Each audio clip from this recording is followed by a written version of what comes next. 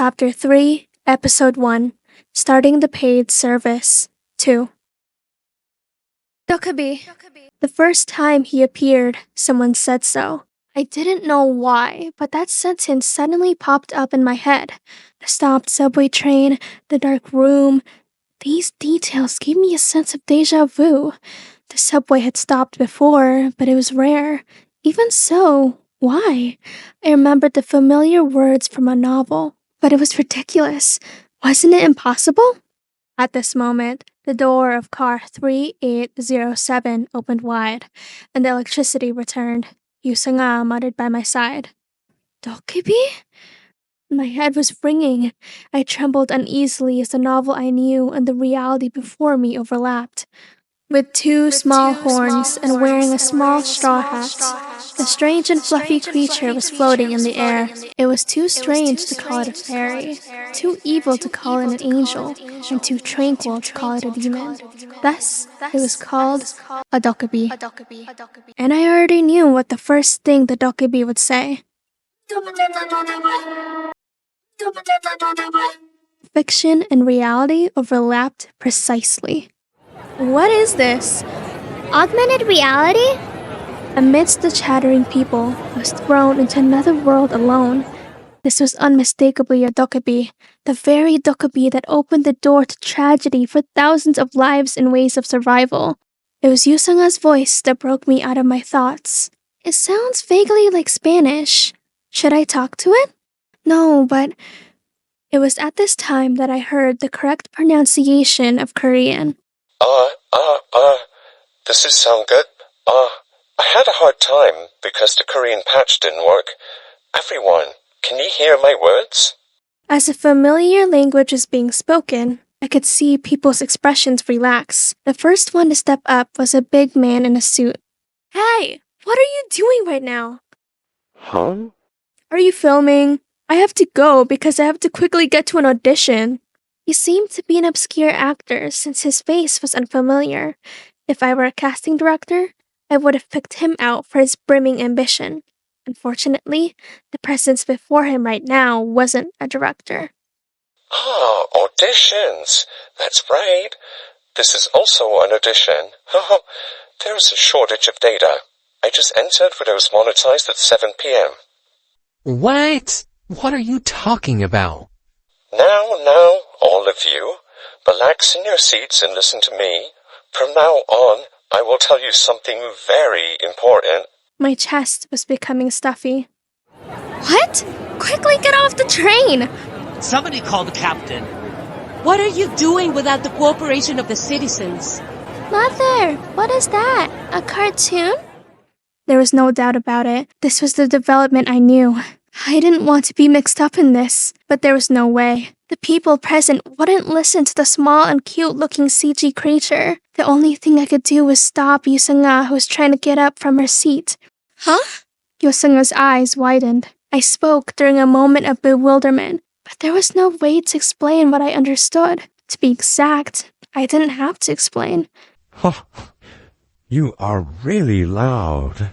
There was a presence with a stronger persuasive power than anyone else right now. I told you to be quiet. I closed my eyes slowly as the dokubi's eyes turned red. Something burst, and the subway became silent.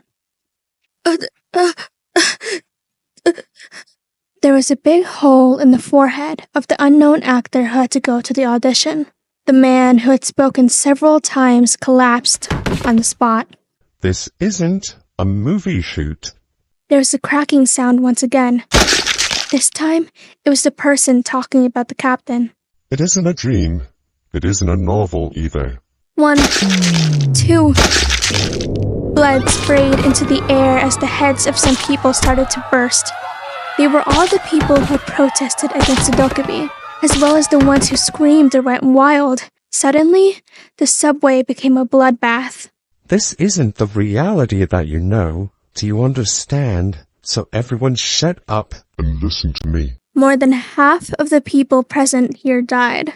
Blood and body pieces filled the subway.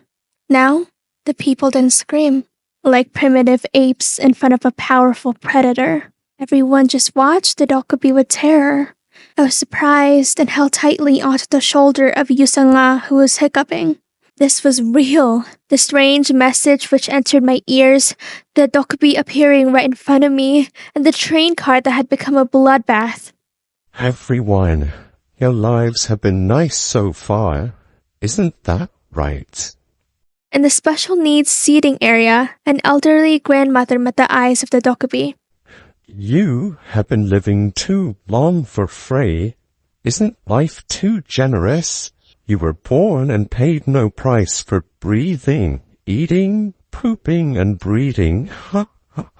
You really live in a good world. Free? No one in the subway lived for free. The people strive to make money in order to survive, and they rode the subway on the way home from work. Yet at this moment, no one disputed the dokubi's words. And now the good days are over. How long can you continue living for free? If you want to enjoy happiness, it is common sense to pay a price. Isn't that right? The gasping people couldn't answer. Then, at that time, someone carefully raised their hand. Do you want money? I wondered what type of person could speak in the middle of the situation. But surprisingly, I knew his face. Yusanga-shi, isn't that department head Han of the finance team? Right. There was no doubt. He had friends up top in the company and was the #1 person newcomers avoided. It was Han Myung-go, department head of the finance team. Why was this man riding the subway? I will give you money. Take it. Please note that I am a person like this. Department head Han pulled out his business card as people cheered him on. It was the atmosphere of a savior fighting against terrorists. How much do you want? A big one? Or two? He was offering a sum that was overly large for a department head of a subsidiary company. There was a rumor that Han Myung-go was the youngest son of the leader of the affiliate company, and now I thought it might be true. I couldn't carry that many checks in my wallet. You are giving me money? But that's right. The cash I have right now isn't much, but I can give you anything if you let me out of here. Money? God, a plant fiber that many humans mutually agree on. The department head's expression brightened. It was, indeed, money is everything expression. How pitiful. Now, this is all I have. It only applies in your time and space. Huh? At the next moment, flames appeared in the air, and the checks in the department head's hands burned up. Department head Han let out a scream. That paper has no value in the macrocosm world. If you do this one more time, I will blow away your head. It was easy to read what they were thinking because it was just like the novel. What the hell will happen now? Only I knew what was going to happen in the future. The debt is piling up during the time when you're noisy. Well, yes, rather than explain it 100 times, isn't it quicker for you to make money yourself? The dokubi's horns rose like they were antennas, and its body floated to the ceiling of the train. A moment later, a message rang out. Number BI7623 channel is open. Constellations have entered. A small window emerged in front of everyone's blank eyes. The main scenario has arrived. Main scenario number 1. Proof of value. Category, main. Difficulty, F. Clear conditions. Kill 1 or more creatures. Time limit, 30 minutes. Compensation, 300 coins. Failure, death.